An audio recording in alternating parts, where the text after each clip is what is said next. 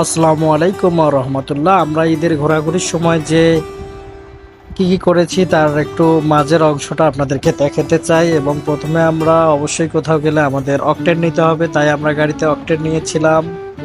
আমাদের যেমন খাওয়ার প্রয়োজন গাড়িরও তেমন অকটেন প্রয়োজন। এবং অকটেন নেওয়া শেষে আমরা ধর্মপুর বাজারের মাঝামাঝি একটা হোটেল দেখতে পাই এবং আমরা জানতে পারি যে ওই হোটেলে খুব সুন্দর গরুর মাংস এবং আটার ডাল পাওয়া যায়।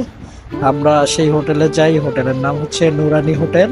ভিতরের পরিবেশ অত্যন্ত সুন্দর এবং আমরা সেখানেই আমাদের দুপুরের খাবার খাই। এবং সেখানে আমরা খাওয়ার সময় স্যার মন্তব্য করেছিল, সেটাই শুনতে চাচ্ছি।